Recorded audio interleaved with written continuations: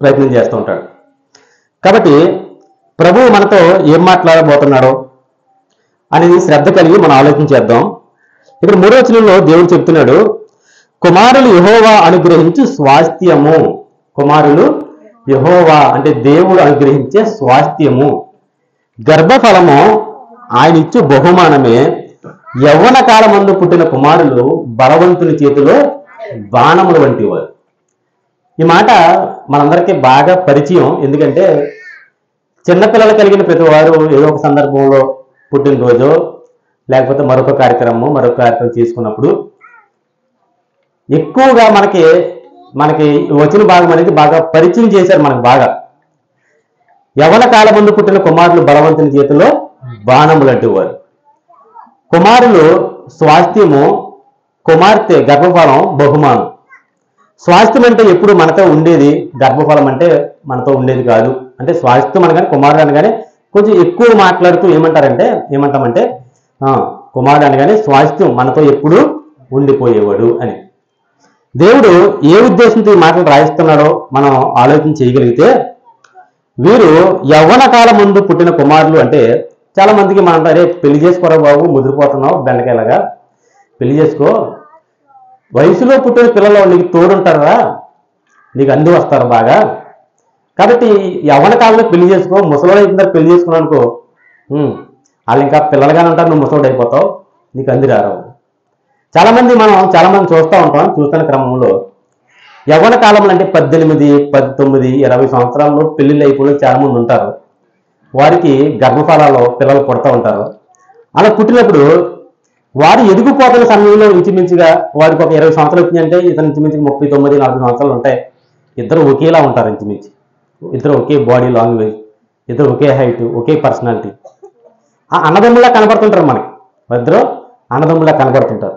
ఇలాంటి మాటలన్నీ సందర్భాలు చూస్తున్నప్పుడు యవ్వన కాలం ముందు పుట్టిన కుమారులు నువ్వు బలవంతుడు అయితే నీ చేతిలో వాడు కూడా బలవంతుడే అని ఇలా మనుషులు వాక్యాన్ని వారికి మనుషులకు అన్వయింపజేసుకున్నారు. కానీ వాక్యంలో ఉన్న సారాంశం ఏంటి, అసలు ఎందుకు యవ్వన కాలం ముందు కుమారులు పుట్టాలి, ఆ బలవంతుడు ఎవరో, ఆ బలవంతుని చేతిలో బాణంలా ఎలా ఉపయోగపడతారో అన్న విషయాలు ఎవరో కూడా పట్టించుకోలేదు.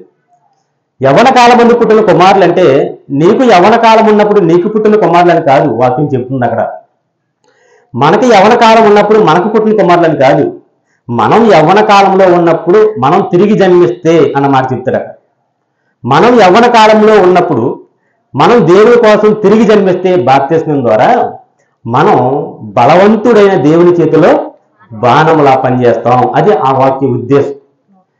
సంఘంలో నేను మాట చెప్పాను, మళ్ళీ ఒకసారి చిన్న బిట్టు జ్ఞాపకం చేసి నేను ముందుకెళ్తాను. ఏంటంటే ఒక బలవంతుని చేతిలో ఒక ఆయుధం ఎంత బలంగా పనిచేస్తుందో మనకు తెలుసు కదండి. ఒక బలవంతుని చేతిలో ఒక ఆయుధం. ఈ మధ్యకాలంలో సినిమా హీరోలు ఫ్లెక్సీలు మనం చూస్తూ ఉంటాం. ప్రతి హీరో చేతిలో ఒక కత్తో ఒక గొడ్డలో ఏదో ఒక మారణాయుధం ఉంటుంది, బలంగా కనబడుతుంటుంది. అసలే బలవంతుడు, ఆ బలవంతుని చేతిలో మరొక బలమైన ఆయుధం ఎలా కనబడుతుందంటే అది ఒక గొప్పగా కనబడుతుంటది. ఇక్కడ యవ్వన కాలంలో పుట్టిన కుమారులు అంటే మనము యవ్వన కాలంలో దేవుని కోసం తిరిగి జన్మిస్తే మనం దేవుని చేతిలో బలమైన వారమని చెప్పడానికి బైబిల్లో ఎన్నో ఉదాహరణలు చెప్పాడు దేవుడు. ఉదాహరణకి సంసోను గారు ఉన్నారు. సంసోను గారి జీవితంలో సంసోను గారు 1000 మందిని చంపాడని ఒక మాట రాయబడింది. మనందరూ తెలుసు, న్యాయపత్ర గ్రంథంలో ఉంటుంది. 1000 మందిని చంపాడు. ఈ 1000 మందిని చంపడానికి ఈయనలో ఉన్న బలం సరిపోయిందా? ఆయనకు ఒక ఆయుధం కావాల్సి వచ్చింది. ఆ ఆయుధం ఏంటి అంటే పచ్చి దవడ ఎముక, గాడిద యొక్క పచ్చి దవడ ఎముక. బలవంతుడే అవడానికి, కానీ ఈ 1000 మందిని తన బలంతో ఆయన ఏమీ చేయలేడు. ఆయనకి ఒక ఆయుధం కావాలి. ఆ ఆయుధం బలహీనమైనదైనా పర్వాలేదు, ఆ ఆయుధం ఎందుకు పనికిరాందైనా పర్వాలేదు. ఇప్పుడు అటు ఇటు చూశాడు, చూడగానే చిన్న దవడ ఎముక కూడా కనబడింది, దాన్ని తీసుకున్నాడు. ఒక్క దవడ ఎముకతో 1000 మందిని కుప్ప కింద వేసేసాడు అంటండి. బలవంతుని చేతిలో ఒక ఆయుధం చాలా బలంగా పనిచేస్తుంది. ఇది వాక్యం. అలాగే దేవుడే బలవంతుడు అని మనం నమ్మగలిగితే అంతే కదండి. ఆయన బలవంతుడు, ఆయన మించిన బలవంతుడు ఎవరో లేరు. దావీదు మహారాజు అడిగితే అంటాడు, దావీదా మహారాజా, నువ్వు 10,000 మందిని చంపుతున్నావో, నువ్వు ఏ యుద్ధానికి వెళ్ళినా సరే జయం పొందుతున్నావో, ఏంటి నీ బలము, నీ బలం ఏంటి అని అడిగితే ఆయన చెప్తాడు ఏంటి తెలుసా? 18వ కీర్తనలో యెహోవా నా బలం అంటాడు. ఆయన బలం, ఆయన బలవంతుడు. ఆ బలవంతుని చేతిలో మనం ఎలా ఉండాలంటే బాణముల వంటి వారు, ఆయుధుల వంటి వారు ఉండాలి, అయ్యి ఉండాలి. అంతే కదండి. బలహీనుడి చేతిలో ఒక ఆయుధం వస్తే, ఉదాహరణకి ఒక విల్లు కానీ, ఒక విల్లంబు కానీ, లేకపోతే ఒక గన్న కానీ, ఏదైనా బలహీనుడికి ఇస్తే బలహీనుడు ఆ ఆయుధాన్ని ప్రయోగించలేడు. ఆయుధాన్ని ఉదాహరణకి ఒక గన్ ఇచ్చారనుకోండి, ఆ గన్ ఆ పిస్టలో అలా పేల్చేసరికి దాన్ని వెనక్కి తంతుంది, ఫోర్స్ అంటారు, వెనక్కి తంతుంది. ఇప్పుడు ఈ బలహీనుడు ఈ ఫోర్స్ని తట్టుకోలేడు, ఆ గురిని మిస్ అయిపోతుంటాడు. ఒక బలహీనుడికి ఒక విల్లుని ఇచ్చాడనుకోండి, అరే నువ్వు టార్గెట్ని కరెక్ట్ని కొట్టాలి, అది చెట్టు మీద పెట్ట ఉంది, ఆ పెట్ట మీద కొట్టాలి అన్నాడు అనుకోండి, సరిగ్గా చేస్తాడో, లాగుతాడు, సరిగ్గా బలంగా వదలలేడు, కానీ దాని గురిని చేర్చుకోలేడు. అలాగా ఒక బలహీనుడి చేతిలో బలమైన ఆయుధం ఉన్నా ఎందుకు పనికిరాదో, అలాగే బలవంతుని చేతిలో ఒక ఆయుధం చాలా బలంగా పనిచేస్తుంది. మరి మన చేతుల్లో కూడా గర్భఫలాలు ఉన్నాయి, మనకు కూడా దేవుడు గర్భఫలాలు ఇచ్చాడు. మనం కూడా దేవుడు గర్భఫలాలుగా ఒక మాటలో చెప్పాలంటే, మరి మనము దేవుని కోసం ఎలా ఉపయోగపడుతున్నాము ఆలోచన చేయండి ప్రియులారా. మనం దేవుని కోసం ఉపయోగపడుతున్నామా? మన పిల్లలు దేవుని కోసం ఉపయోగపడుతున్నారా? మనం వారిని ఎలా పెంచుతున్నామో అనేది ఈరోజు మనం సందేశం. బలవంతుని చేతిలో గర్భఫలాలు బాణాల కింద ఉంటుంటే, నిన్ను నమ్మి దేవుడు మనకు కూడా కొన్ని గర్భఫలాలు ఇస్తే, ఈ గర్భఫలాలని బలవంతుడైన దేవుని చేతిలో ఒక బలమైన ఆయుధంగా పెట్టగలుగుతున్నామా? ఇది ఒక ప్రశ్న. చాలా మంది చేసే పొరపాటు ఏంటంటే, కుక్క పిల్లల్ని పెంచడం తెలుసు, కోడి పిల్లల్ని పెంచడం తెలుసు, కానీ తన పిల్లల్ని పెంచుకోవడం తెలియదు కదండి. బైబిల్లో ఈరోజు సమాజంలో మనం చూస్తుంటే, మనుషులు వివిధ రకాల తంత్రాలతో మనుషులు మాయ చేసుకుని తమ జీవితాన్ని పాడు చేసుకుని వ్యర్థంగా గడుపుతున్న కాలం ఇది. దేవుడు మనిషిని ఈ రీతిగానే తయారు చేశాడా అని అంటే, ఉదాహరణకి ఒక వ్యభిచారి ఉన్నాడు, ఒక దొంగ ఉన్నాడు, ఒక లోబు ఉన్నాడు, ఒక త్రాగుబోతున్నాడు. దేవుడు వీరిని ఇలాగే తయారు చేశాడంటే ఒక మంచి మాట చెప్తాడు ప్రసంగి గ్రంథంలో. ఒకసారి చూడండి, 7వ అధ్యాయం 29వ వచనం. ప్రసంగి గ్రంథము 7వ అధ్యాయము 29వ వచనం. ఇది ఒకటి మాత్రము నేను కనుగొంటిని, ఏమనగా దేవుడు నరులను యథార్థవంతులుగా పుట్టించెను. మనిషి ఈ భూమి మీద పుడుతున్న ప్రతి మనిషిని దేవుడు ఎలా పుట్టించాడంటే యథార్థవంతులుగా పుట్టించాడు. యథార్థవంతులుగా పుట్టించినప్పుడు యథార్థవంతుడు కాస్త ఏమైపోతున్నాడంటే పాపాత్ముడైపోతున్నాడు, దేవునికి దూరం అయిపోతున్నాడు. ఈ యథార్థత అనేది ఒకసారి మనం చూడగలిగితే కీర్తన గ్రంథము 18వ అధ్యాయము 30వ వచనంలో, కీర్తన గ్రంథము 18వ కీర్తన 30వ చరణంలో, ఈ యథార్థత అనేది ఎవరి యొక్క గుణం అంటే దేవుని యొక్క గుణం. ఈ యథార్థత ఎవరి గుణం అంటే దేవుడు యథార్థవంతుడు. మనకు తెలుసు, ఆదాముని అవ్వని తయారు చేసినప్పుడు దేవుడు అంటాడు, తన స్వరూపమందు తన పోలిక చొప్పున నరులను చేయుదము అంటాడు. తన పోలిక, తన స్వరూపం. ఏంటి తన స్వరూపం? దేవుని స్వరూపం ఏంటి? మానవుల స్వరూపం ఏంటంటే, ఇదిగో 2 కాళ్ళు ఆయన స్వరూపంలో భాగమా, 2 చేతులు ఆయన స్వరూపంలో భాగమా, ఒక తలకాయ ఆయన స్వరూపంలో భాగమా, 2 కళ్ళు, ఒక ముక్కు, ఒక నోరు, మిగతా అవయవాలన్నీ మనకులాగా ఆయనకు ఉన్నాయా? ఆయనకున్న అవయవాలు మనకిచ్చాడా? ఇదేమీ కాదు. దేవుడు తన స్వరూపం అంటే యథార్థత అనేది తన స్వరూపం, ఆయన యొక్క లక్షణం. అది మళ్ళీ చదవమాట, దేవుడు యథార్థవంతుడు. సరిపోద్దమ్మా, దేవుడు యథార్థవంతుడు. అలాగే మనుషులను కూడా దేవుడు ఎలా తయారు చేశాడండి? యథార్థవంతులుగా తయారు చేశాడు. యథార్థవంతులు కాస్త ఏమైపోయారంటే ఎదిగి ఎదిగి ఎదిగి పాపాత్ములుగా మారిపోయారు. అంతే కదండి. ఇప్పుడు చిన్నపిల్లలు ఉన్నారు మన మధ్యలో, చంటి పిల్లడు ఉంటాడు, 1 సంవత్సరం పిల్ల, 6 నెలల పిల్ల. వాళ్ళు ఏ పాపమైనా మనం చూడగలమా? వాళ్ళు ఏ దోషనైనా మనం కనిపెట్టగలమా? వారు ఎలా ఉన్నారంటే మనం చెప్తాం, పసిపిల్లలో దేవునితో సమానం అంట. నిజమే కాదని ఎవరన్నారు? పసిపిల్లలో దేవుని స్వరూపాలు దేవునితో సమానం. వారిని దేవుడు యథార్థవంతులుగా పుట్టించాడు. వారిని దేవుడు ఎలా పుట్టించాడండి? యథార్థవంతులుగా పుట్టించాడు. కానీ వాడు ఎదుగుతున్న క్రమంలో 1 సంవత్సరం దాటింది బానే ఉన్నాడు, 2 సంవత్సరాలు దాటే బానే ఉన్నాడు, 4 సంవత్సరాలు, 5 సంవత్సరాలు, 6 సంవత్సరాలు దాడుతున్నాయి, 10 సంవత్సరాలు వచ్చాయి, 10 సంవత్సరాలు రాగానే పాపపు పోకల్లోకి వెళ్ళిపోతాడు. మెల్లగా ఆ వైపు తిరుగుతాడు. ఒక 20 సంవత్సరాలు వచ్చేసరికి యథార్థత అనే లక్షణాన్ని పూర్తిగా కోల్పోతాడు. అసలు యథార్థత అనేది ఉండదు.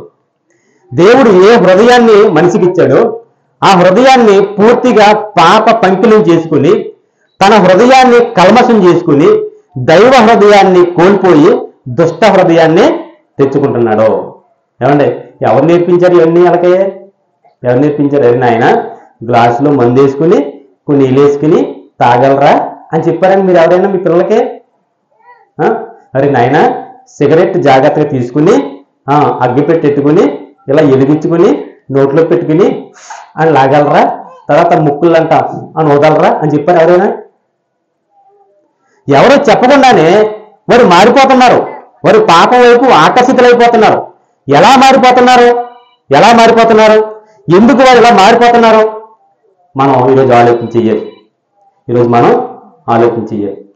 ఎందుకు ఇలా మారిపోతున్నారు మనుషులు? యథార్థ హృదయం కలిగిన వారే భూమి మీదకి వచ్చి యథార్థతను కోల్పోయి పాపాత్ములుగా ఎందుకు ఈ లోకాన్ని విడిచి వెళ్ళిపోతున్నారు? అందుకే దేవుడు ఒక మంచి మాట చెప్తూ ఉంటారు, అరే నరకమున అగ్ని ఆరదో పురుగు చావదురబ్బాయి, జాగ్రత్త, నరకానికి వెళ్ళిపోయేటట్టుగా బతుకుతున్నావు నువ్వు. నిన్ను పరలోకానికి రావాలని యథార్థ హృదయం నీకు ఇస్తే నువ్వు ఎలా మారిపోయావంటే పాపిస్తూ పనులు చేస్తూ లోకాన్ని అనుసరిస్తూ నిష్టానుసరమైన జీవితాన్ని జీవిస్తూ నువ్వేమైపోతున్నావంటే ఇగో నరకానికే వెళ్ళిపోతున్నావు. నరకంలో అగ్ని ఆరదో పురుగు చావదో, జాగ్రత్త, వివేక్. మీరు జాగ్రత్తగా ఉండాలి. మీరు ఆ చోటుకి వెళ్ళడానికి వీల్లేదు. మరి ఎలా మారిపోతున్నారు ఇదంతా కూడా ఎలా మారిపోతున్నారు? ఏమండి, ఎలా మారిపోతారండి? ఈ మధ్యకాలంలో పెద్దలు చెబుతున్న మాట ఏంటంటే 12 సంవత్సరాలు వచ్చిందంటే వయసు పిల్లోడిని మీరు చాలా జాగ్రత్తగా చూడాలి. 12 సంవత్సరాల ఈడొచ్చిందా నువ్వు చాలా జాగ్రత్తగా చూడాలి. 12 సంవత్సరాల లోపు పసిపిల్లలుగా ఉంటున్న వారిని నువ్వు చెయ్యి విడవడానికి వీల్లేదు. నువ్వు ఏమి కష్టపడక్కర్లేదు. 12 సంవత్సరాల పాటు నీ పిల్లల్ని జాగ్రత్తగా కాపాడుకుంటే డోకాలు ఎదురుకన్నా తెలుసండి. 12 సంవత్సరాల పాటు నీ పిల్లవాడిని పుట్టినప్పటి నుంచి వినండి జాగ్రత్తగా, పుట్టినప్పటి నుంచి మీ పిల్లవాడిని 12 సంవత్సరాల పాటు కష్టపడి జాగ్రత్తగా ఉంచుకోగలిగితే, నీ ఆధ్యంలో ఉంచుకోగలిగితే వాడి జీవితానికే డోకా లేదు అని అన్నారు. బైబిల్లో కూడా ఇలాంటి జీవితాలు మనకు కనబడతాయి. కొంతమంది జీవితాలు మనం చూద్దాం. ముందుగా సామెత గ్రంథంలో ఒక మంచి మాట చెప్పాడు, అది మనందరూ తెలిసిన మాటే. దాని అనంతరం బైబిల్లో ఉన్న సంగతుల మీదకి మనం వెళ్దాం. దాని ద్వారా మనం దేవుని వాక్యాన్ని నేర్చుకుందాం. 22వ అధ్యాయము సామెత గ్రంథము 6వ వచనం. బాలుడు నడవవలసిన త్రోవను వాడికి నేర్పుము, వాడు పెద్దవాడైనప్పుడు దాని నుండి తొలగిపోడు. మనం సరైన మార్గంలో మన పిల్లల్ని పెంచడం లేదు. ఈ నింద ఒకవేళ నేను మీ మీద వేస్తున్నానని మీరు అనుకుంటున్నారేమో, నేను వేయకపోయినా దేవుడు మీ మీదే నింద వేస్తాడు, అది మాత్రం అనుమానం లేదు. దేవుడు మన చేత మనల్ని అనకముందే మనం చక్కబడితే, మనం జాగ్రత్త పడితే మన కుటుంబాన్ని కాపాడుకుంటాం, మన పిల్లల్ని కాపాడుకుంటాం, మన జీవితాలు దేవుడికి యోగ్యకరంగా ఉంటాయి. మనం పరలోకంలో వేవేల పరిస్థితులతో సంతోషంగా ఆనందంగా మనం ఉండగలం. ఏ నింద, ఏ పొడ, ఏ ఛాయ కూడా మన జీవితాల మీద పడదు. ఇక్కడ చెబుతున్న మాట మనం జాగ్రత్తగా ఆలోచించగలిగితే, బాలుడు నడవవలసిన త్రోవను వారికి నేర్పండి. వినండి జాగ్రత్తగా. ఇప్పటి వరకు మీ చేదార్పులు ఉంటారో, ఇప్పుడు మీ చేతిలో ఉన్నోళ్ళు ఉంటారో, కొద్దిసేపు మీరు జాగ్రత్తగా వినగలిగితే దేవుడు అద్భుతమైన మాటలు మనతో మాట్లాడతాడు. ఎలా మన పిల్లల్ని పెంచుకోవాలి మనకు తెలియదండి. ఏమండి, కుక్క పిల్లల్ని పెంచే శాస్త్రం ఒకటి ఉంది, కోడి పిల్లల్ని పెంచే శాస్త్రం ఉందండి. దానికి అది ఎప్పుడు పడితే అప్పుడు దానా ఇట కుదరదంటండి. నీకు తెలిసినప్పుడల్లా ఖాళీగా ఉంది కదండి అంత మాట వేసామంటే అది ఏమి తయారవదంట. దానికి దానా అంటే దానికి మేత ఏమి పెట్టాలి, ఎప్పుడు పెట్టాలి, ఏ సమయంలో పెట్టాలి, ఏ సమయంలో పెట్టకూడదు. ఇది ఒక బుక్ ఒకటి ఉందండి కోడి పిల్లలు పెంపకానికి. తెలుసండి, కోడి పిల్లలు పెంపడానికి ఒక బుక్ ఉంది, గేదెలను పెంచడానికి ఒక ఉంది శాస్త్రం ఉంది. అవునా? పంటను పెంచడానికి వ్యవసాయ శాస్త్రం ఒకటి ఉంది. ప్రపంచంలో లేనిదంటూ ఏంటో తెలుసండి, పిల్లల్ని ఎలా పెంచాలో ఎవ్వరూ ఎక్కడ రాయలేదు బైబిల్లో తప్ప. బైబిల్లో కూడా గూఢంగా రాశాడు దేవుడు. ఆ గూఢమైన సంగతుల్ని వివరంగా మనం ఆలోచన చేయగలిగితే దేవుడు పిల్లల్ని ఎలా పెంచమన్నాడో, మనం ఎలా పెంచుతున్నామో, ఎలా పెంచాలనే విషయాలు మనకి బాగా అర్థమవుతాయి. ఆయన కట్టి ఎక్కడానికి కాసేపు, ఎందుకంటే చాలా డిస్టర్బెన్స్గా ఉంటాడు.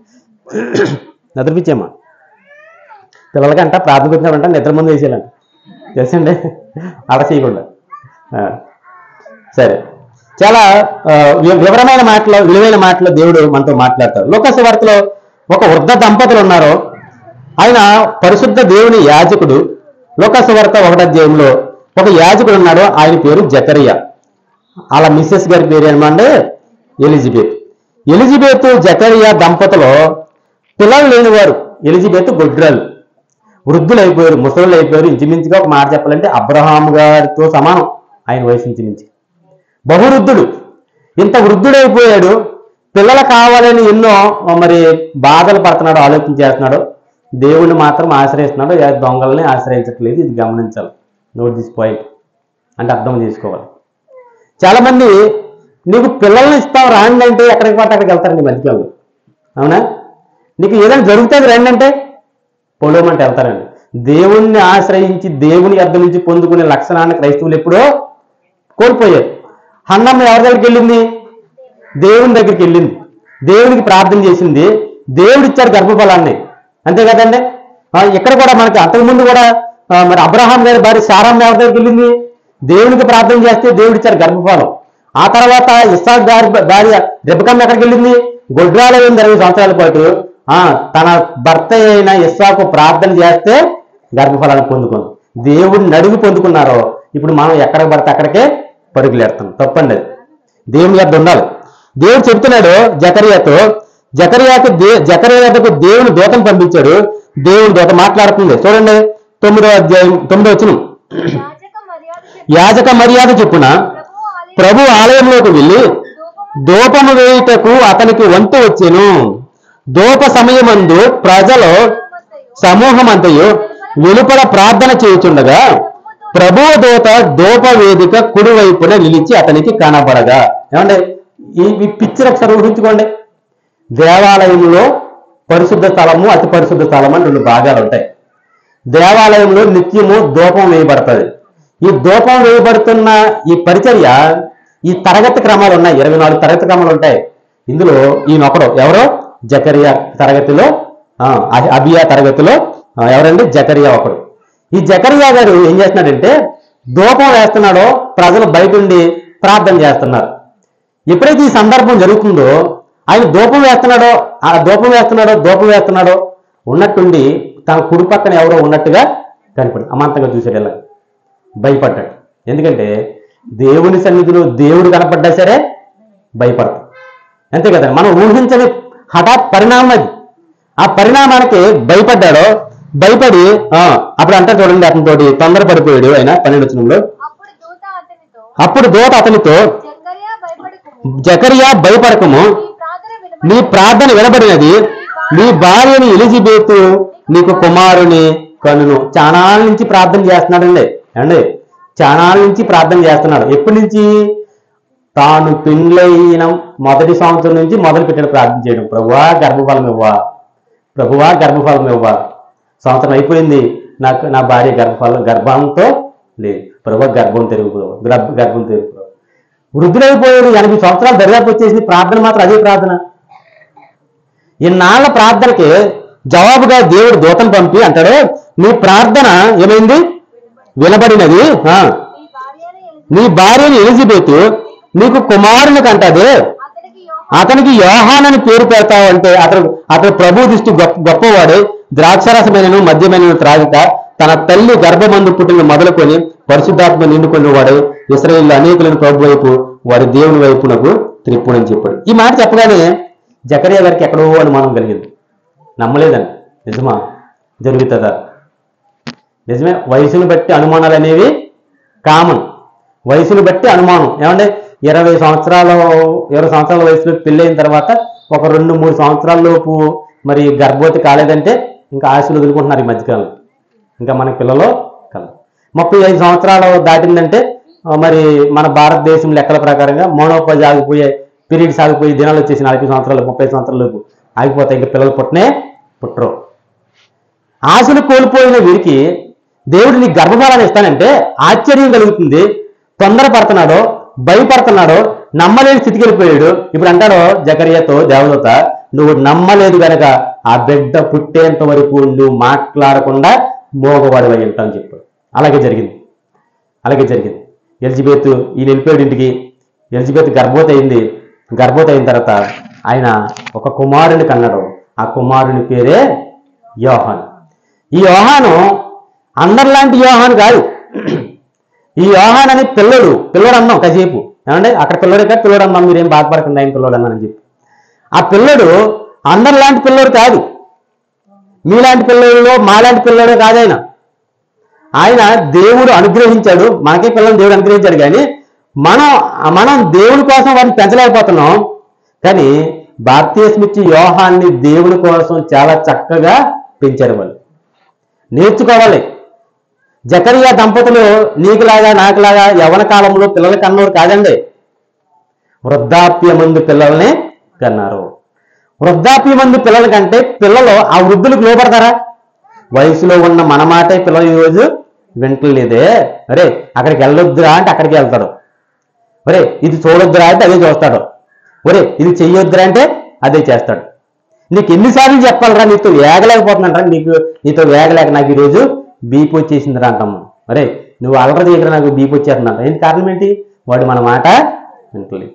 వయసు ఉండి బలం ఉండి వాడిని గద్దించగలిగిన స్థితి ఉంది, వాడిని దండించగలిగిన స్థితి ఉంది. మనం మన పిల్లల్ని ఈరోజు కంట్రోల్లో క్రమంలో పెట్టుకోలేకపోతున్నామే. ఒక వృద్ధురాలు వారికి పుట్టిన పసిబిడ్డను ఎలా పెంచారు తెలుసండి? చాలా జాగ్రత్తగా పెంచారు. ఇంకా గొప్ప విషయం ఏంటంటే ఇక్కడ ఒక సందర్భం జరుగుతుంది. ఆ తర్వాత మరియ తల్లి కూడా గర్భవతి అయింది, యేసయ్యని గర్భం ధరించింది. ఈ సమయంలో ఇద్దరు తారసపడిన తర్వాత ఎలిజబెత్ అమ్మ మరియమ్మ వచ్చి ఎలిజబెత్ అమ్మకి వందనాలు చెప్పిందంట. ఏం చెప్పిందంట? అమ్మ వందనాలమ్మ అని చెప్పిందంట. ఇద్దరు బంధువులు. ఈ బంధువులు ఇద్దరు కలిసినప్పుడు అమ్మ వందనాలమ్మ అని చెప్పేసరికి ఎవరంట? ఎలిజబెత్ అమ్మ కడుపులో ఉన్న యోహాను గారు గర్భంలో ఉన్న శిశువు అంటాడనమాట. ఆ శిశువు ఆనందంతో గొంతులేశాడంట. ఎలా సాధ్యం? మీరు అనుకుంటున్నారేమో అసాధ్యమని, మీరు అనుకుంటున్నారేమో ఏదో జరుగుతుంది అనుకుని, ఏదో కామన్గా కాకుండా అదేదో రేరుగా జరిగిందండి, అది ఎప్పుడో అంతమాట అందరికీ జరగదండి, అది ఏదో రేరుగా జరిగింది అనుకోవచ్చు. మీరు కాదండి. ఈరోజు కూడా మనకి శాస్త్రం చెప్తున్న మాట ఏంటంటే తల్లి గర్భమే ప్రారంభ పాఠశాల అని అన్నారు. అంగన్వాడీ కాదని పాఠశాల, ప్రారంభ పాఠశాల అంగన్వాడీ అనుకుంటున్నారా? ఫస్ట్ క్లాస్కి సెకండ్ క్లాస్కి ముందు, లేకపోతే ఎల్కేజీకి యూకేజీకి ముందు ప్రారంభ పంపించండి. అంగన్వాడీ తీసుకెళ్ళిన పిల్లలే అంగన్వాడీ కాదని ప్రారంభ బడి పిల్లలకి. అంటే బడి అంటే అర్థం ఏంటంటే వారు నేర్చుకునేది. పిల్లలు ఎక్కడ నేర్చుకుంటారో అని చెప్పిందంటే రోజు గర్భంలో ఉండగానే నేర్చుకుంటారు. గర్భంలో ఉండగానే అన్నీ తెలుస్తాయి వాళ్ళకి. గర్భంలో ఉండగానే అన్నీ తెలిసిపోతాయి. మీరు అనుకుంటున్నారు అంతే, ఏం తెలియదని. గర్భంతో ఉన్న తల్లి ఏం చేద్దో తెలుసా? ఆ పక్కన 2-3 దెబ్బలాడుకుంటారంటే జాగ్రత్తగా అన్నం తిని 4 అడుగులు అటు వేసి ఏం దెబ్బలాడుకుంటున్నారా అని వెళ్ళి వాళ్ళకెత్తు. వాళ్ళేం పవిత్రమైన మాట్లాడతారా అండి? అసలు ఎవరో కూడా నోటితో వచింపసత్యం కానీ మాటలు ఆడలాడుకుంటారు. ఈ మెల్లి చెబుతుంది వాళ్ళకి. ఈ చెవులో నీ కడుపులో ఉన్న బిడ్డ మీదకి వెళ్ళిపోతుందంటే నువ్వు నమ్ముతారండి? మరి ఇక్కడ ఎలా జరిగింది? ఎలిజబెత్ అమ్మకి మరియమ్మ వచ్చి అమ్మ వందనాలమ్మ అంటే ఈ మాట చెవులంతా వెళ్ళిపోయి కడుపులో ఉన్న శిశువు మీద ప్రభావం చూపేసి అది ఆనందవతిని మనం గ్రహించి గంతులేసేసిందంటే మరి నీకు జరుగుతాదంటే ఎందుకు నమ్ము?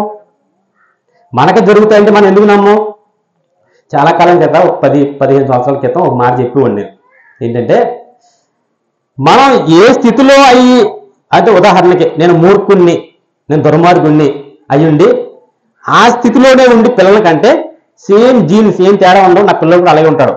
కాసేపు బాగానే ఉంటాడేమో, ఆడు వయసు వచ్చాక నేను ఎలా ప్రవర్తించో నాడు అలాగే ప్రవర్తిస్తా. సమాజంలో చాలా మందిని చూసాం, మీరు కూడా మీ కళ్ళ ముందు కనబడుతూ ఉంటారు చాలా మంది. అందుకే ఒక మాట చెప్పు ఏంటంటే పెళ్ళి అయిన తర్వాత ఏమైపోవాలి? మనిషి మారిపోవాలి. పురుషుడైన స్త్రీని ఏమైపోవాలి? పెళ్ళి అయిందంటే మనిషి మారిపోవాలి, దైవత్వంలోకి వచ్చేయండి. ఒక ఎగ్జాంపుల్ చెప్పనండి. హానోకు దేవునితో నడిచాడు. ఎప్పుడు నడిచాడు? ఆదికాండం ఆ సందర్భం తీయండి, వచనం తీయండి. బైబిల్ చిరిగిపోయిందని మీకు హానోకు దేవునితో కూడా నడిచాడు. ఎప్పుడు నడిచాడు?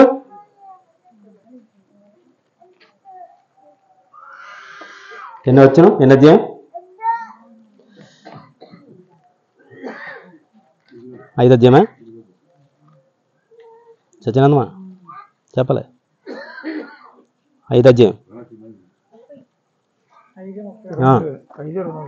5:24 అండి. చదమ్మా. హానోకు అది కదా, అంతకుముందు చూద్దాం, 21 నుంచి చూద్దాం. హానోకు 65 ఏళ్ళు బ్రతికి మెతూషెలను కనెను. హానోకు, మళ్ళీ చెప్తాను, బాగా వినాలి, దేవుని వాక్యం చాలా జాగ్రత్తగా ఆలకించాలి. హానోకు 65 ఏళ్ళు బ్రతికి మెతూషెలను కనెను. హానోకు మెతూషెలను కనిన తర్వాత 300 ఏళ్ళు దేవునితో నడిచుచు కుమారులను కుమార్తెలను కన్నాడు. గుర్తుంచుకోండి, ఒక పాయింట్ మర్చిపోతున్నారు అక్కడ. బైబిల్ని అలా చదువుకుంటూ వెళ్ళిపోతే అర్థం కాదు. ఆయన ఏం చెప్తాడంటే, గ్రంథకర్త ఏం చెప్తున్నాడంటే, హానోకు దేవునితో నడవడం ఎప్పుడు మొదలుపెట్టాడు? ఎప్పుడు మొదలుపెట్టాడు? మెతూషెల పుట్టిన తరువాత అంటారు. చూడండి మాట. హానోకు మెతూషెలను కనిన తరువాత 300 ఏండ్లు దేవునితో కూడా నడిచాడు. అవసరం ఏంటి? ఏమనుకున్నాడు అనుకున్నారు ఇంతకీ హానోకు? బాబోయ్, ఇలాగే ఉంటే నేను కూడా దేవుడిని ఎరగకుండా ఇలాగ బతికితే ఆడు కూడా నాకులాగే తయారవుతాడు. ఇప్పుడు నా కొడుకు పుట్టాడు. ఇప్పుడు ఈడు బాగుపడాలంటే ఇప్పుడు ఎవరు మారాలి? అరే మారరా బాబు, నీకు మంచి మాటలు చెప్తాను. అపోస్తుల పేర్లు 12 రా, పేతురురా, యాహాన్ రా, యాకోబు రా, ఆంద్రేయ, పిలుపు, తోమ, బర్తలోమాయి అని నేర్పుతాడు. ఆడు మారతాడా? బైబిల్ మనకి లోకంలో సామెత ఉంది ఏంటంటే, పశు వెళ్ళి చేయి మేతంటే దూడెళ్ళి గొట్టు మీద. పశువు ఎక్కడుందో దూడ అక్కడే ఉంటుంది, అంతే కదండి. ఆవు ఎక్కడుందో దాని దూడ అక్కడే ఉంటుంది, గేదె ఎక్కడుందో దాని దూడ అక్కడే ఉంటుంది. అదొక చోట ఇదొక చోట మెయ్యదు. ఇదంతా వాస్తవము. నువ్వు లోకానుసారమైన జీవితాలు జీవిస్తూ నా కొడుకు నా కూతురు బాగోవాలని కోరుకోవడం కూడా అంతే. అర్థమవుతుందా? మీరు మాత్రం లోకానుసారంగా జీవిస్తూ, మీరు మాత్రం ఇష్టానుసారంగా ఫోన్లు చూస్తూ, టీవీలు చూస్తూ, అరే నువ్వు చూడొద్దురా, నువ్వు చదువుకోవాలంటే వాళ్ళ చదువుకుంటారా? నువ్వు నేర్పాలి ముందు. అందుకే చెప్పాడు, బాలుడు నడవవలసిన త్రోవను వానికి నేర్పుము. ఇక్కడ హానోకు ఏం చేస్తున్నాడంటే, నా కొడుకు పుట్టాడు కాబట్టి ఇప్పుడు నేను దేవుళ్ళకి వెళ్ళిపోవాలి. ఎందుకని? ఒకవేళ నేను దేవుళ్ళు నడవకపోతే ఇప్పుడు ఈ పుట్టిన వాడు లోకంలో నడుస్తాడు. నేనే దేవుళ్ళు నడుస్తున్నా అంటే ఇప్పుడు నా వెనకే వాడు కూడా నడుస్తాడు. వాడికి నేను చెప్పనవసరం లేదు. అరే ఇలా నడవరా, అలా నడవరా, ఇది మంచిరా, ఇది చెడురా అని చెప్పనవసరం లేదు హానోకు. ఎందుకని? ఆయన నడుస్తాడు మేలుకరం మార్గంలో. ఇప్పుడు వెనక కొడుకు కూడా అందుకు మారిపోయాడు. హానోకు దేవునితో అందుకు నడిచాడు. ఇక్కడ మనం చదువుకున్న మాటలో గర్భంలో ఉంటున్న పిల్లలు మనం ఎలాంటి స్థితిగతులతో ఉండి కంటున్నామో అలాగే ఉంటారు. తర్వాత తల్లి ఎలాంటిదో దాని కుమార్తెయు అట్టిదే అంటాడు బైబిల్. తల్లి అదే మనకు చెప్తారు శాంత, అరే పిల్లని చేసుకునే ముందు పిల్లలు కాదురా, ముందేం తల్లిని చూడరా అంటారు. అర్థమవుతుందండి? మనకేం తెలియదు. పిల్ల అందంగా ఉందని పిల్లని చూస్తాడు. పిల్ల అందంగా ఉంటుంది, వాళ్ళ అమ్మ కూడా అందంగా ఉండాలి వయసులో. ఇప్పుడు నువ్వు పిల్ల మంచిదో, పిల్ల చెడ్డదో, పిల్ల గుణవతి కాదో తెలియలేదు. ఎవరెవరికి వెళ్ళాలి? తల్లి దగ్గరికి వెళ్ళాలంట, తల్లిని గమనించాలంట, తల్లి చేసినట్టు గమనించాలి. అప్పుడు ఈ అమ్మాయి ఒకటి అనిపించుకోవాలి. ఈ మాట ఎందుకు చెప్తున్నానంటే, మనం ఏ స్థితిలో ఉండి పిల్లల్ని కంటామో మన పిల్లలు కూడా అలాగే ఉంటారు. ఇప్పుడు వారి గర్భంలో ఉంటున్న పిల్లలు అన్నీ తెలుస్తాయి. ఏం తెలియదండి? ఒక ఎగ్జాంపుల్ చెప్పిన బైబిల్ నుంచి. యాకోబు గారు తన మామగారి దగ్గరికి వెళ్ళారు. వాళ్ళ మామయ్య గారి పేరు ఏంటంటే చెప్పాలి, లాబాన్. యాకోబు గారు అండి అబ్రహాం ఇస్సాకు కుమారుడు కిందడు. లాబాన్ దగ్గరికి వెళ్ళాడు. లాబాన్ గారి దగ్గరికి వెళ్ళాక లాబాన్ గారు ముప్పు తిప్పలు పెట్టి 20 సంవత్సరాలు ముక్కు నేలకు రాసేసాడు. 20 సంవత్సరాల పాటు. ఇంకా నా వల్ల మావి వెళ్ళిపోతాను అన్నాడు. వెళ్ళిపోతా వాళ్ళు కాదుకూడదు, నీ జీతం ఎంత కాదు చెప్పు అని అడిగాడు. నా జీతం లేదు ఏం లేదు, నేను వెళ్ళిపోతాను అన్నాడు. నీకేం కావాలి చెప్పి వెళ్ళిపోతున్నావు కదా, వచ్చేది ఏం వెళ్తావు అన్నాడు. మాయా మాయా మాయా నాకు ఏం కావాలంటే మచ్చల గలవన్నీ నాయి మచ్చలు లేనివన్నీ నెయ్యి అన్నాడు. వినండి జాగ్రత్తగా. మచ్చల గలవన్నీ నాయి మచ్చలు లేనివన్నీ నెయ్యి మావయ్య అన్నాడు.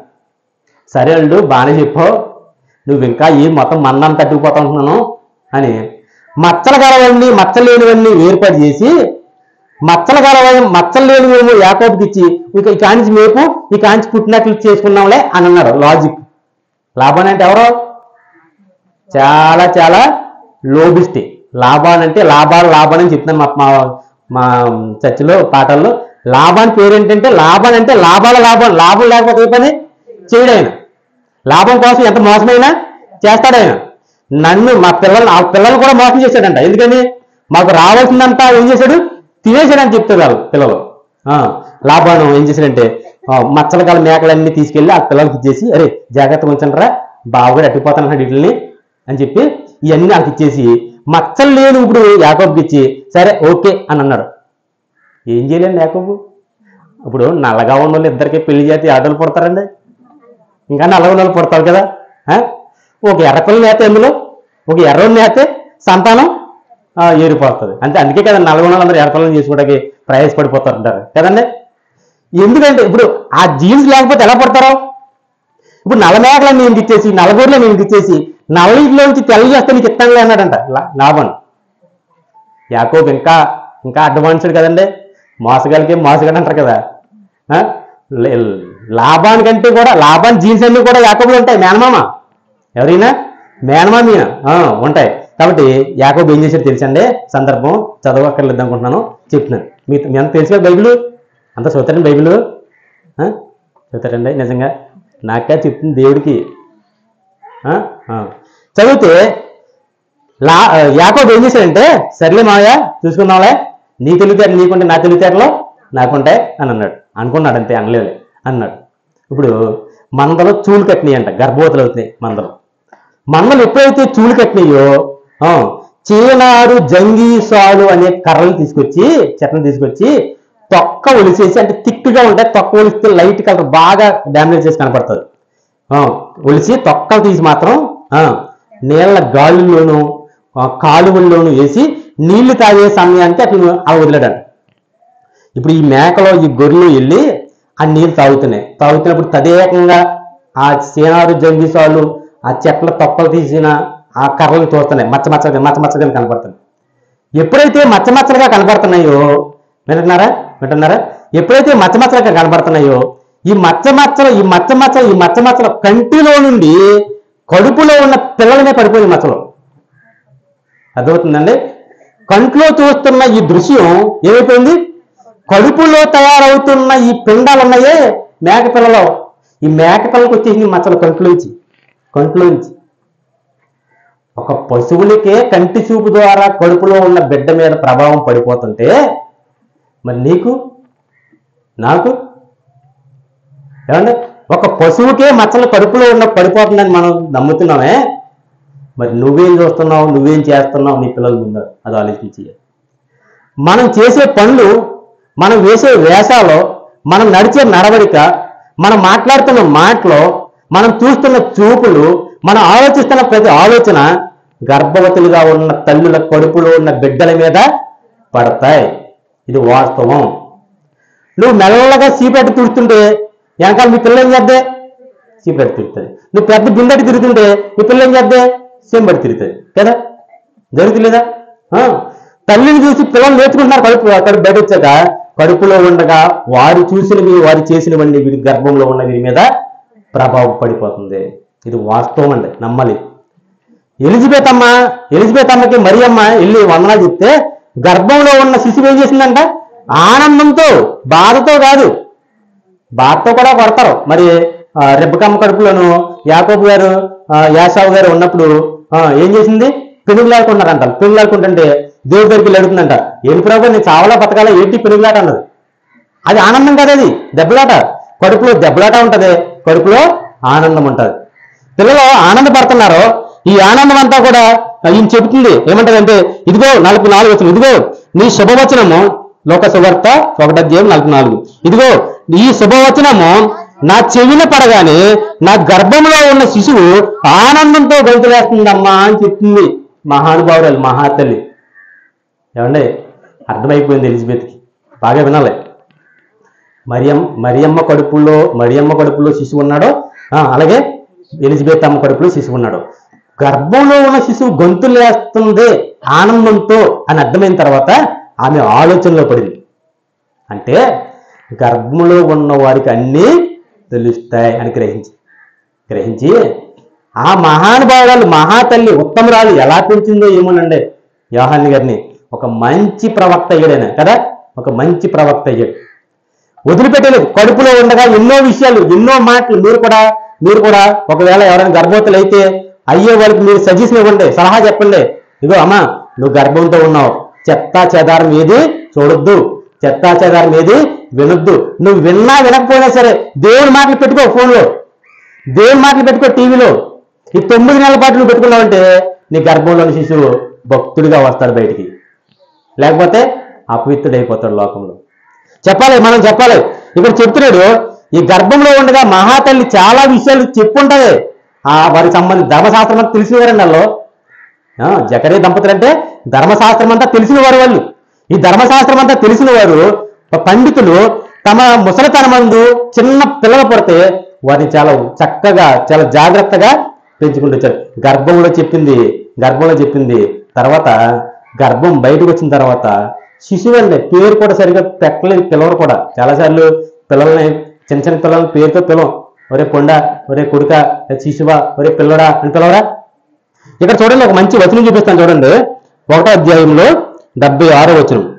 1వ అధ్యాయము 76. ఇది ఎవరి మాట అంటే జకరియా గారి మాట. ఇందాకేమో ఎలిజబెత్ అన్నమాట, ఇదేమో జకరియా గారి మాట. జకరియా గారి మాట మనం ఎలా చెప్తాం? 67వ వచనం చదువుతాం ఫస్ట్. 67లో, మరియు అతని తండ్రి జకరియా పరిశుద్ధాత్మ పూర్ణుడై ఇట్లు ప్రవచించాను. మాట్లాడుతున్నాడు. ఆయన పరిశుద్ధాత్మతో నిండుకుని మాట్లాడుతున్నాడు. ఎవరితో మాట్లాడుతున్నాడు? ఎవరితో? కొడుకుతో మాట్లాడుతున్నాడు. నమ్ముతారా? కొడుకుతో మాట్లాడు. చూడండి 76వ వచనంలో, మరియు ఓ శిశువా ఎవరితో?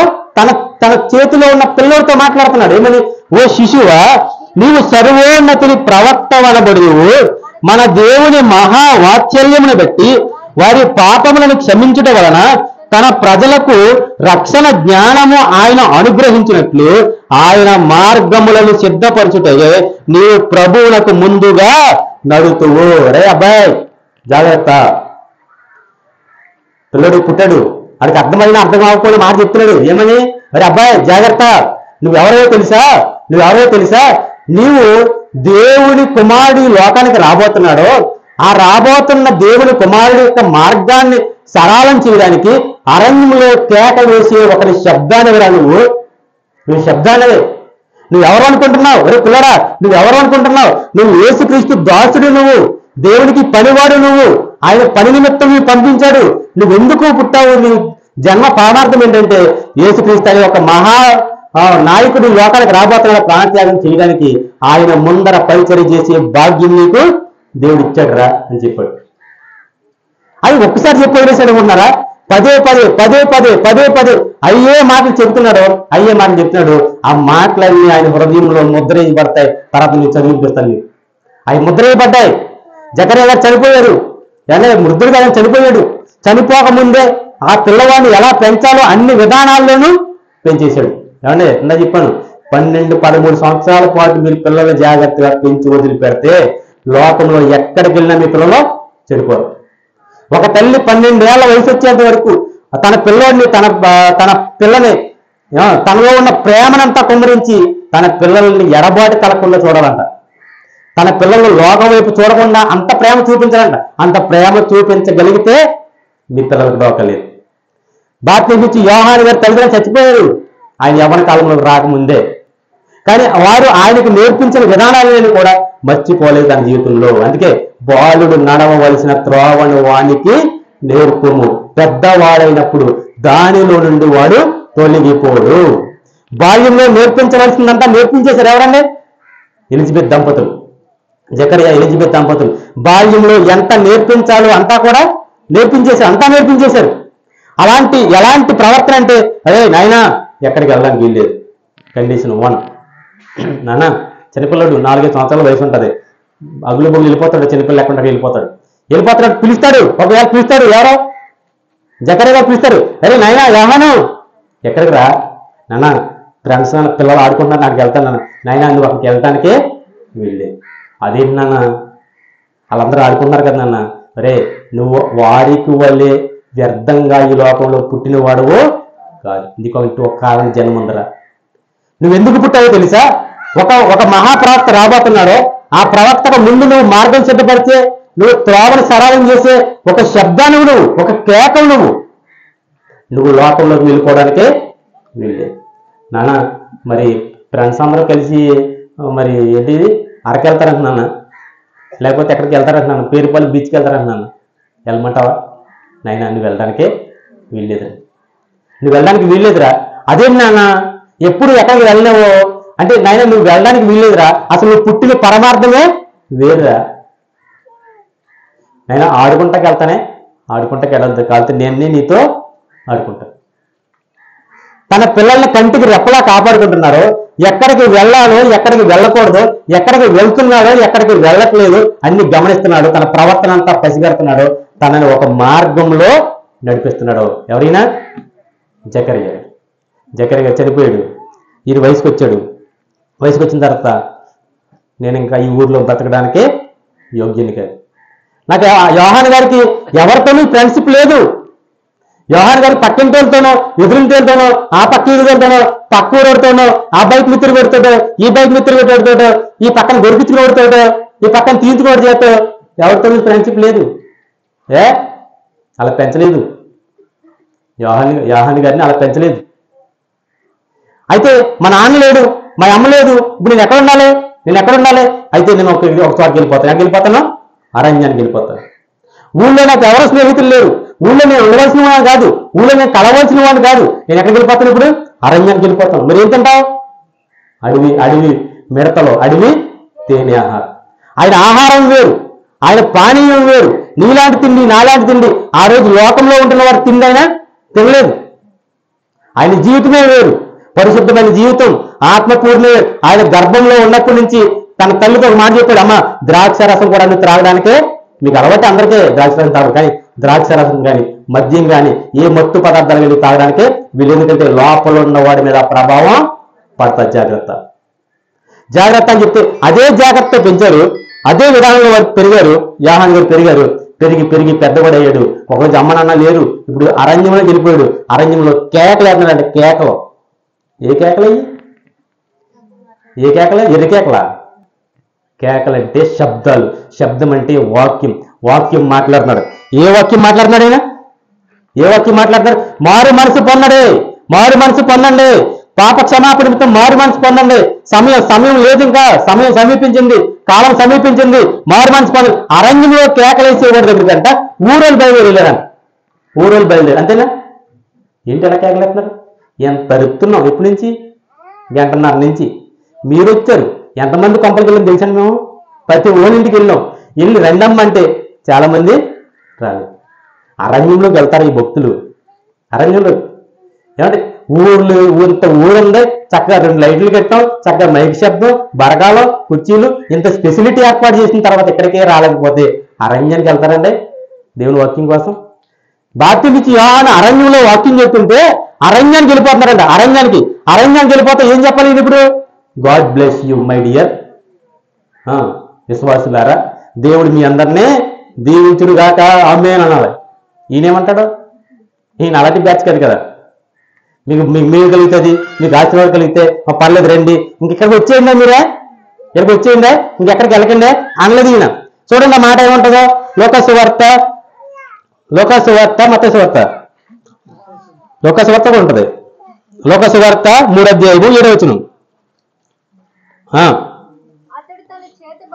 అతడు తన చేత బాప్తిసం పొందవలసి వచ్చిన జనసమూహమును చూచి, సర్ప సంతానమా, రాబో ఉగ్రతను గూర్చి తప్పించుకున్నటకు మీకు బుద్ధి చెప్పిన వాడు ఎవడో అని అడిగాడు. నీకు బుద్ధి చెప్పిన వాడు ఎవడో? సర్ప సంతానమా, పాపిష్టి జనమా, దయ్యపు మనుషులారా, మిమ్మల్ని ఎవరు రమ్మన్నాడు ఇక్కడికి బాప్తీసం పొందడానికి? మీకు బుద్ధి ఎవరు చెప్పాడు? కింద ఒక మాట అంటాడు ఏమనంటే, ఇదిగో గొడ్డలి చెట్ల వేర్లు వంచబడి ఉన్నది గనుక మంచి ఫలములు ఫలించని ప్రతి చెట్టు నరకబడి అగ్నిలో వేయబడును. ఒక్క చెప్తారు ఈ మాట. అరే బాప్తీసం తీసుకున్నావు, జాగ్రత్తగా బతకపోతే ఖబర్దార్ జాగ్రత్త, దేవుడు తోలు చేతని చెప్తారా? యోహాను బోధ ఈనాటి బోధ కాదు. యోహాను బోధ చాలా ఖచ్చితమైంది, చాలా ఖండితమైంది, దేనికి లొంగనది. ఎవరికి లొంగాలి? అడవిలో బతికే వరకు ఏం ఆశించున్నాడని చెప్పేసి లోబడి వాక్యం చెప్పడానికి ఏం అక్కర్లేదు. దానికి ఏం కావాలంటే ఆయన మాట ప్రకటించాలి, ఆయన మాట వారికి తెలియజేయాలి, అంతే అని చెప్తున్నాడు. ఇగో మీరు వచ్చారు, బాప్తీసం తీసుకున్నారు, సరే జాగ్రత్తగా ఉండండి, జాగ్రత్తగా ఉండండి. ఇక నుంచి గొడ్డలి చెట్ల వేరినంటే ఇవి నీ కాళ్ళ దగ్గరే నీ మారణాయుధం ఉంది, జాగ్రత్త జాగ్రత్త. నువ్వు బాప్తీసం తీసుకుని రక్షణలో గెలుపు అనుకుంటున్నావేమో, బాప్తీసం తీసుకుని పెద్ద గొడ్డలు తెచ్చుకుని పక్కన పెట్టుకున్నావు అని అర్థం. తెలుసండి? ఎవరు మంచి ఫలములు ఫలించరో వారు నరకబడి అగ్నిలో వేయబడతారని చెప్పేసి వారికి బుద్ధి చెబుతున్నాడు. వారు చాలా మంది వచ్చారు, సైనికులు వచ్చారు, సైనికులతో మీరు మీ జీతాలతో తృప్తి పొందండి, లంచాలు తీసుకోవాలని చెప్తున్నాడు. ఎవరైనా చెప్పగలరా? ఎవరైనా చెప్పగలరా? ఒక డాక్టర్ గారు అయ్యారు, ఒక ఆమె కష్టపడి తల్లి చదివించింది ఒక ఆయన్ని, డాక్టర్ అయ్యారు. ఆయన కొంతకాలం బాగానే వైద్యం చేశారు, దేవుని భయం కొద్ది. తర్వాత కాలంలో ఏమైపోయాడంటే డబ్బులకి బాగా మరిగిపోయాడు. ఇప్పుడు అలాంటి వాళ్ళు దేవుని సంఘాలకు వెళ్తారు, వాళ్ళు కూర్చుంటారు. అలాంటి వాళ్ళతో మనం చెప్పగలుగుతున్నామా? చెప్పగలుగుతుందా సహవాసం? చెప్పగలుగుతారు బోధకులు? అరే జాగ్రత్త, నీకు ఇవ్వబడుతుంది శ్రేష్టమైంది, దాంతో తృప్తి పొందు, ఇంకా నువ్వు లంచాల కోసం ఆశపడతారని చెప్తారండి. అలాంటి బోధ చేస్తాడు. అప్పటి వరకు లేని బోధ అండి అది. ఎలా చేయగలుగుతున్నాడు ఈయన బోధ అంటే ఆయన పెంచిన విధానం అలాంటిది, ఆయన పెంచిన విధానం అలాంటిది. ఇంకొక ఎగ్జాంపుల్ చెప్పమంటారా? ఎక్కడో రాజుగారు అంటే హేరోద్ అంట, ఆ తమ్ముడి బారిని ఉంచుకున్నాడంట. ఈయనకి ఎందుకంట? అర్థమవుతుందండి? హేరోద్ అని రాజు నాడు, ఇశ్రాయేలు పరిపాలించిన రాజు. అతనంట ఏం చేశాడంట? తన తమ్ముడి బారిని ఉంచుకున్నాడంట, ఫిలిప్పు బారిని ఉంచుకున్నాడంట. ఈయన వెళ్ళిపోయాడు వాళ్ళ దగ్గరికి. యోహాను గారు వచ్చారని చెప్పండి అన్నాడంట. రమ్మని అన్నాడు. యోహాను గారు లోపలికి వెళ్ళాడు. కూర్చోయ్యా, నేను కూర్చోను, నేను కూర్చుంటా రాలేదు, నీకు మాట చెప్తాను వచ్చాను అన్నాడు. ఏం చెప్పన్నాడు? నీ తమ్ముడి బారిని ఉంచుకోవడం తప్పు చేస్తున్నావు, జాగ్రత్త. అంత పర్ఫెక్ట్గా, అంత డైరెక్ట్గా, ఏమంటే ఏ భయము ఏ బెదురు లేకుండా వాక్యాన్ని ఉండమన్నట్టుగా, లేకపోతే ఎదుటివారు చేస్తున్న తప్పిదాన్ని తప్పని చెప్పగలిగిన ఆ కెపాసిటీ ఎలా వచ్చిందంటే ఆయనకి, తల్లిదండ్రులు నైనా నువ్వు అరణ్యంలో శబ్దం, కేక వేసే శబ్దం, ఆయనకు ముందు త్రోవను సరళం చేసే ఒక శబ్దానురా, నువ్వు ఇలాగే బతకలరా. నలుగురు ఏమనుకుంటారు అనుకోని పర్వాలేదు, నువ్వు ఇలాగే బతకలరా. చాలా శ్రేష్టమైన జీవితం ఏంది, చాలా శ్రేష్టమైన జీవితం. ఈ శ్రేష్టమైన జీవితం ఏం చెప్తున్నాడు ఆయన? శ్రేష్టమైన జీవితాన్ని జీవించమని అనేక మందికి ఆయన చెప్తున్నాడు, చాలా మంది చెప్తున్నాడు. ఒక మాట చెప్తాను, అతని గురించి యేసు ప్రభు ఒక సాక్ష్యం చెప్పాడు. తెలుసండి? యేసు ప్రభే సాక్షాత్తు, అసలు ఎవరి గురించి యేసు ప్రభు సాక్ష్యం చెప్తాడా? ఆయన గురించి మనం చెప్పాలి, ఆయన గురించి ఎవరైనా చెప్పాలి. ప్రవక్తలు ఏంటి, ఆనాడు ప్రవక్తలు ఏంటి, ఆనాడు ఉన్న యాజకులు ఏంటి, ధర్మశాస్త్రం అంతా కూడా ఆయన గురించి సాక్ష్యం ఇస్తే ఆయన యోహాను గారి గురించి సాక్ష్యం ఇచ్చాడు. ఏమని చూడండి ఒకసారి. మత్తయి సువార్త,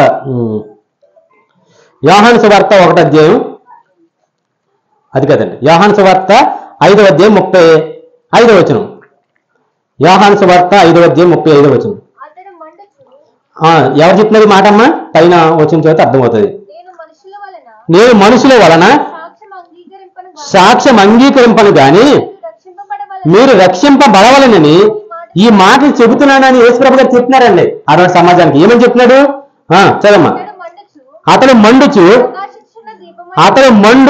ప్రకాశించుచున్న దీపము, ఏమన్నామా? బాగా చదవాలి. అతను మండుచు ప్రకాశించుచున్న దీపమయ్యుండెను. దీపము, జ్వాల. ఆయన ఎవరంట? జ్వాల. ఆయన ఒక నిప్పు కణం. ఎవరో? బాప్తిస్మ యోహానులో చూశారంటే ఎవరికైనా గుండెలు అవిసిపోవలసిందే, కాళ్ళు దడ కుట్టేయాల్సిందే. ఎందుకంటే బాబోయ్ ఇది వచ్చాడంటే ఇది ఒకటే అంటాడు, ఏదో చెప్తాడు. మనలో ఉన్న అవిధేయతను గద్దిస్తాడు, మనలో ఉన్న పాపాన్ని గద్దిస్తాడు, మనలో ఉన్న అతిక్రమాన్ని అతను గద్దిస్తాడు. బాబోయ్ జాగ్రత్తగా ఉండాలి.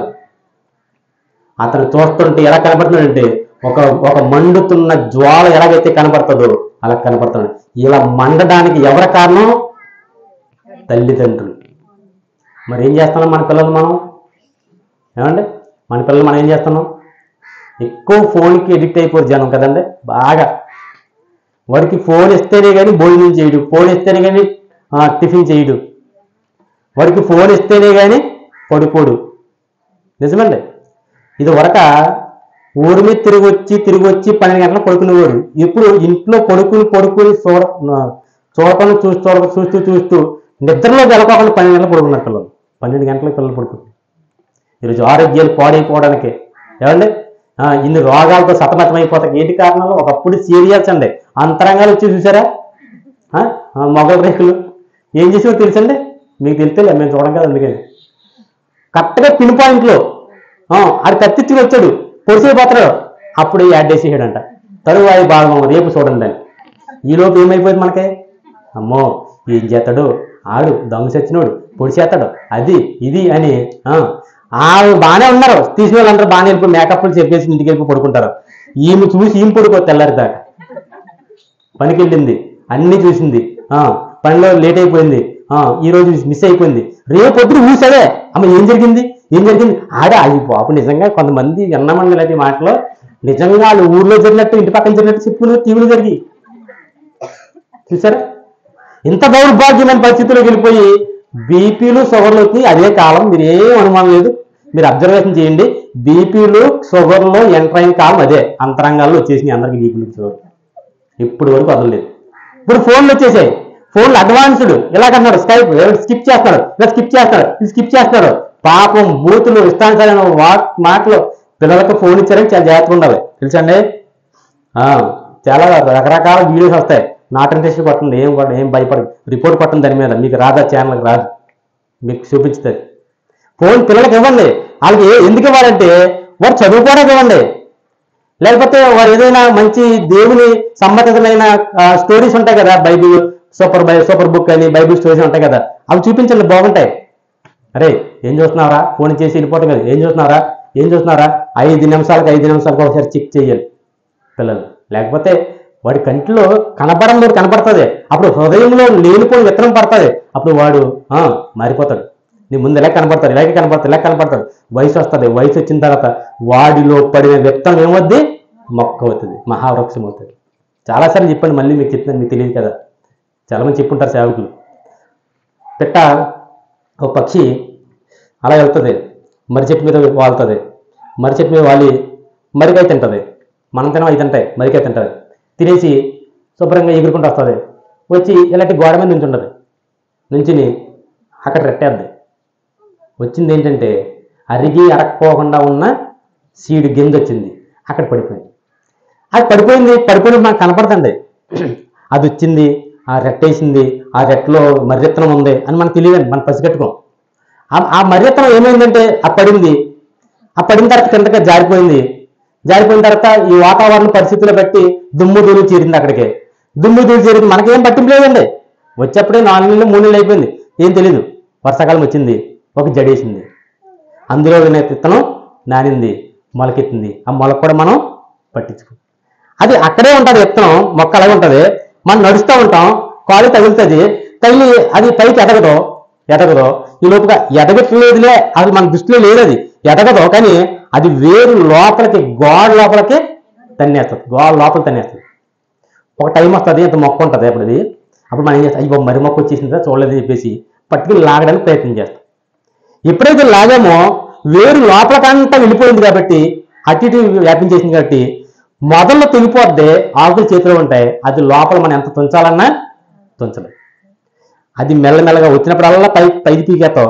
పైది పీకేస్తున్నా కానీ లోపలదే బలమైపోతుంది.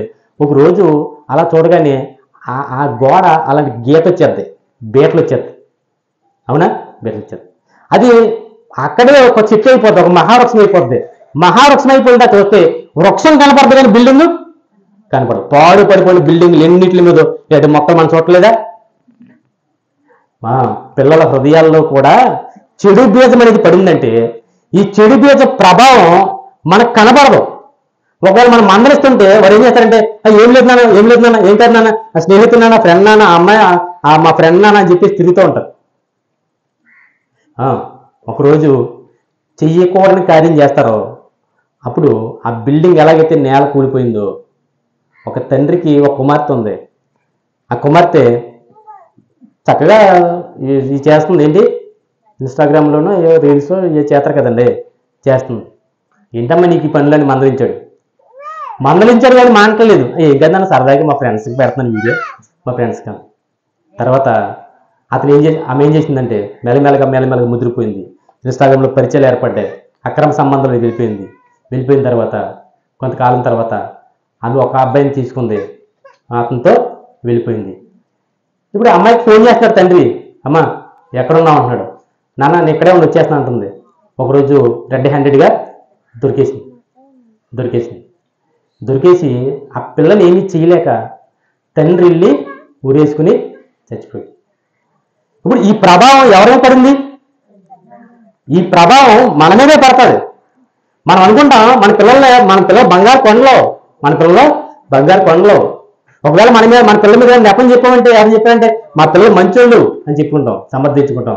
కానీ వారే చెడిపోతే అది నీ ప్రాణాల మీదకి వస్తుందని సంగతే మర్చిపోకూడదు. బాప్తిస్మం ఇచ్చి యోహాను పెంచిన విధంగా పెంచగలమా మన పిల్లల్ని? ఒక్క రిఫరెన్స్ చూపించి ముగిస్తాను, చాలా విషయాలు ఉన్నాయి, సమయం ఉండదేమో. చూద్దాం, ఒక్క విషయం చెప్పి నేను ముగిస్తాను. తిమోతి గారు రాసిన పత్రికలో చెబుతున్నాడు, ఈ మాట చదువుకుని మనం ముగింపులోకి వెళ్దాం. తిమోతి గారు రాసిన 2వ పత్రిక 1వ అధ్యాయము 5వ వచనంలో 2వ భాగం చదువుమా. 1వ అధ్యాయము 5వ వచనంలో 2వ భాగం. ఆ విశ్వాసము మొదట నీ అవ్వ అయిన నోయిలోను నీ తల్లి అయిన యునికేలును వసించేను, అది నీయందు సహా వసించుతున్నదని నేను రూఢిగా నమ్ముతున్నాను అన్నాడు. ఎవరిలో ఉందంట విశ్వాసం? తిమోతి గారంటే మంచి భక్తుడండి. ముగించాను మాట్లాడుకుని. ఇంకా తిమోతి గారంటే మంచి భక్తుడు. పౌలు గారు తిమోతి గారిని ఏమంటాడంటే నా కొడుకురా నువ్వు అంటాడు. నువ్వు నా కొడుకు, నా కుమారుడు. అంత ప్రేమించాడు. ఎందుకు ప్రేమించాడు పౌలు గారు అంటే, పౌలు మహాభక్తుడు ఎవరిని ప్రేమిస్తాడు? భక్తుల్ని ప్రేమిస్తాడు, అంతే కదండి. మీరు కొంతమంది చెడు స్నేహాలు ఉంటారు. చెడు స్నేహాలు మంచోడికి స్నేహం చేస్తారా? చెడుడికి చెడు, మంచోడికి మంచోడు. దుష్టులకి దుష్టులు, మంచోళ్ళు స్నేహితులు అవుతారు. ఇప్పుడు పౌలు గారు తిమోతి గారితో స్నేహం చేస్తున్నారు. తిమోతి గారి వయసు ఏమో యవనస్తుడు 20 సంవత్సరాల వయసు ఉంటుంది. పౌలు గారు ఏమో దాదాపు వృద్ధుడు 70 సంవత్సరాల వయసు ఉంటుంది. ఈ 70 సంవత్సరాల వయసు ఉన్న వృద్ధుడు 20 సంవత్సరాల వయసు ఉన్న యవనస్తుడితో స్నేహం చేస్తాడంట. అరే నా బిడ్డ లాంటి నువ్వు అంటున్నాడు, నువ్వు నా కొడుకు రా అంటున్నాడు, నా కుమారుడా అంటాడు. చూసారా, నా కుమారుడా అంటాడు. ఇప్పుడు ఈయన ఇంత అన్నాడు ఏమంటే, ఇదో తిమోతి ఉత్తరం రాస్తా అంటున్నాడు. ఆ విశ్వాసము, నువ్వు నమ్మిన విశ్వాసం ఉంది, అది మొదట ఎక్కడుందో తెలుసా తిమోతి?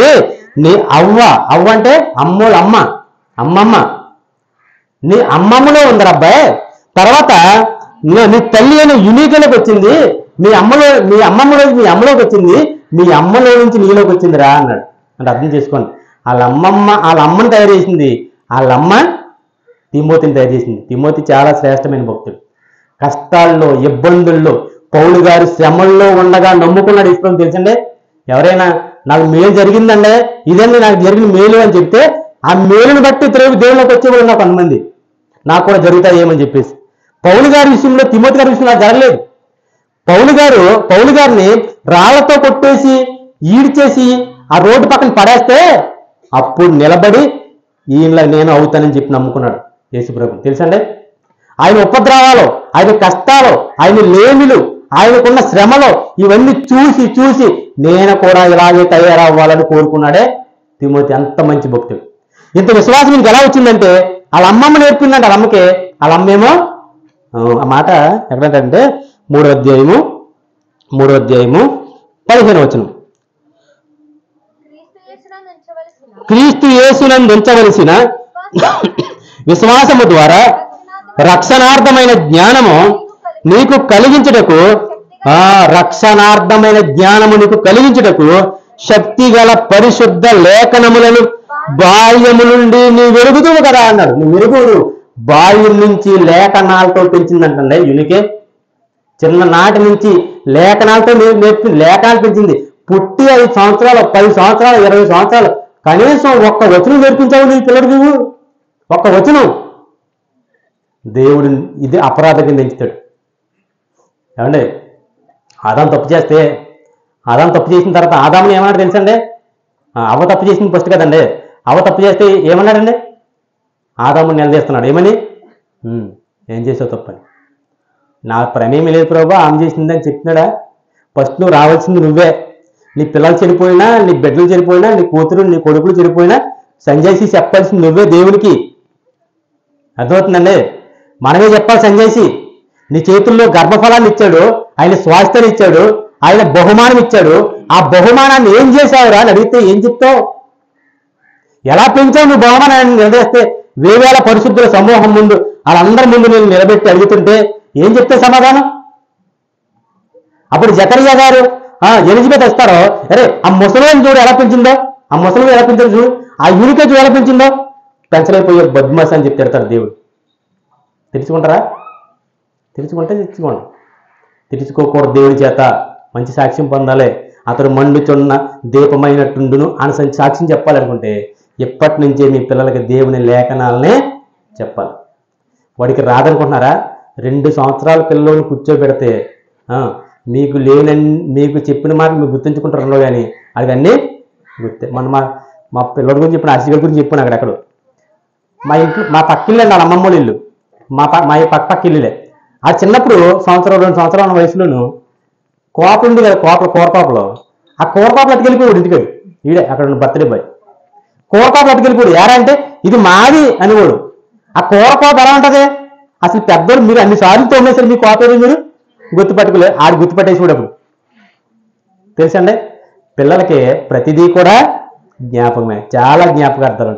మీరు చెప్పండి, 10 చెప్పండి. చెబితే ఖచ్చితంగా వారు నేర్చుకుంటారు. మీకు ఒకవేళ మీ వల్ల అవ్వలేదు అనుకోండి, మాలాంటి వాళ్ళు సంప్రదించండి, దేవుని సేవకులు సంప్రదించండి, వాళ్ళు నేర్పిస్తారు.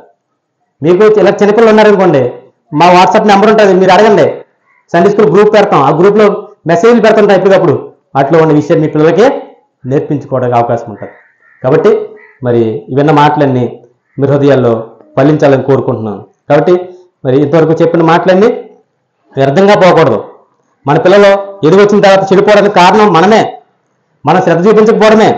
మన పిల్లల్ని మనం సరైన మార్గంలో ఉంచగలిగితే, ప్రభు మార్గంలో ఉంచగలిగితే ఖచ్చితంగా వారు బాగుపడతారు. మనం వదిలిపెట్టేసాం కాబట్టి వారు అలా మారిపోయారు. ఇక్కడి నుంచి మీ చేతిలో ఉన్న పిల్లలు మీరు ఖచ్చితంగా వదిలిపెట్టుకోకుండా పెంచాలి. ఇంతకే మీరు బాలుడిని అడగవలసిన త్రోవని నేర్పండి అని చెప్పాడు కదా. ఏంటంతగా త్రోవ ఏంటి? ఆ త్రోవ ఏంటంటే పార్కులు వెళ్ళి దారా, ఈ పక్క నరసాపురం వెళ్ళి దారా. త్రోవలో పెంచమంటే ఇంకా నయం. ఆ రోడ్డు మీద గుడారం వేసి అక్కడ పెంచారే మనం కూడా. ఏమండి? అంతే కదా. త్రోవను నేర్పమని చెప్తే మరి బాబు ఇది త్రోవరా, మనం పాలకలు వెళ్ళేది, ఇది పూలపల్లి వెళ్ళి దారిరా, ఇదేమో అటు వెళ్ళి దారిరా, అగత్తపాలు వెళ్ళి దారిరా అని చెప్తారు వినా. అది కదండి త్రోవ అంటే. త్రోవ అంటే మార్గం. ఆ మార్గం ఏంటంటే నేనే సత్యము, నేనే మార్గము. యేసు ప్రభు అంటే మన పిల్లల్ని యేసు ప్రభులో పెంచాలి. అట్టి భాగ్యం, అట్టి ధన్యత దేవుడు మీ అందరికీ అనుగ్రహించను గాక. చివరి ప్రార్థన చేసుకుందాం.